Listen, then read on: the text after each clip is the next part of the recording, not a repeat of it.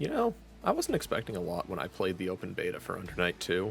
I was familiar with the series thanks to dumping an unhealthy amount of hours into BB Tag, but I never actually played an Undernight game before.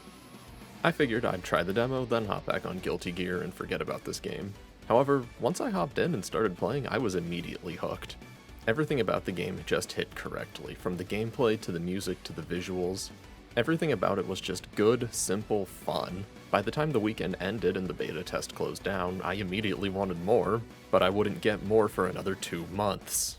And now here we are, Undernight In-Birth 2 Celes is finally here. How is it, and how does it stack up to other games in this fighting game renaissance that we've been in over the last 3 years? Let's take a look. Undernight is a 2D 1 vs 1 fighting game created by Soft Circle French Bread and published by ArcSys Works. The goal is to take away all of your opponent's health and win 2 rounds before your opponent does. Okay, so now that the 5 people who haven't played a fighting game are caught up, Undernight is a 4-button fighter where you play competitive tug-of-war against your opponent. All of the characters' moves consist of light, medium, and heavy attacks. You've got a meter for special attacks and super moves. This is all basic stuff if you've played a fighting game in the last decade. However, there are 2 things that set Uni apart from its peers: the grid gauge and its combo system. The grid gauge is the previously mentioned tug-of-war mechanic, and it acts as the game within the game. The grid gauge consists of 12 blocks and completes a cycle every 13 seconds. When a cycle completes, the player with the most blocks gains a slight damage boost and the ability to cancel their moves. This adds another thing for you to pay attention to in the match, but it won't make or break any matches for you. Next is the combo system. In most fighting games, you're only allowed to combo one way, light into medium into heavy. However, French Bread games work a little differently. They implement a mechanic called reverse beat.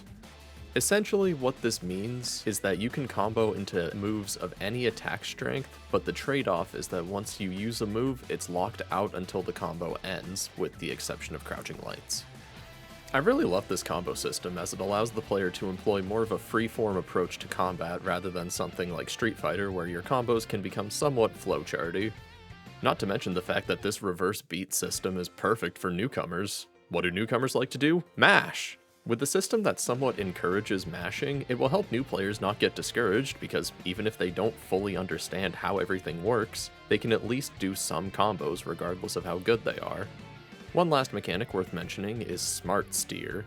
This is a feature where if you repeatedly hit your standing light attack, your character will perform an auto combo.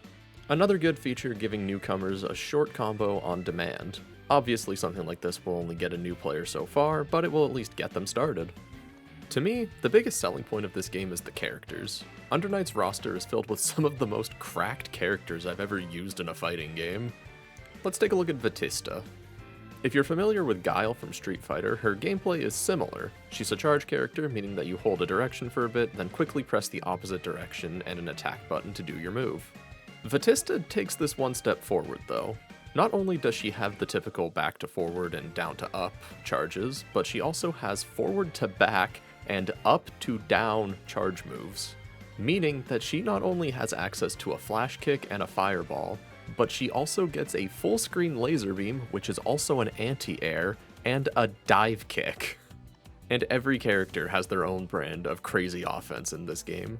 Byakuya is a set play character whose game plan revolves around knocking down the opponent and setting up these spider webs to trap them. Carmine sacrifices a bit of his own HP to do his special moves, but he can get it back with a well-placed command grab on the opponent.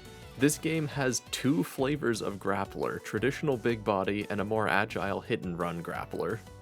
Merkava has funny noodle arms and can send out these little worm guys. Seth and Hilda are 2 different styles of not letting your opponent play the game. Yuzu is who you play if you want to break your fingers. Chaos fights with a dog. And this is all without talking about the 3 new characters that they added to this game. Kaguya is a gun kata waifu character, meaning that she's going to be incredibly popular online, so like it or not, you're going to have to learn how to fight her. Tsurugi is a super cool character. This dude fights with a massive shield and he can use it like a skateboard. This gives him a unique movement option that no one else in the cast has. And finally, there's Kuon. For all intents and purposes, this is a boss character, similar to Akuma. You know, if Akuma could shred your life bar from the next town over. From a pure quality standpoint, this might be my favorite roster of characters from any fighting game I've played. Each character feels different from one another, and I can see why someone would play any character in this roster. Undernight 2 was a great game. From the zany cast of characters, to the addictive, freeform combat, to the absolute banger of a soundtrack, it's a game that I think anyone can pick up and sink dozens of hours into. The lack of any meaningful single player might be a turnoff to some, but that's kind of expected with modern fighting games. The focus has been turned to giving great online experiences against other people rather than a short single player campaign to go through. We're not in the PS2 or PS3 era anymore. We're in a time where playing fighting games online against other people is actually good thanks to rollback netcode. At the end of the day, this game is just fun, and sometimes that's all you need. The thing with fighting games is that you'll get as much out of them as you put in. You can be as casual or as competitive as you want to be. I think that this game is harder to get into than something like Street Fighter, mostly due to not having any easy inputs for special moves, but it's just as fun once it all starts to click.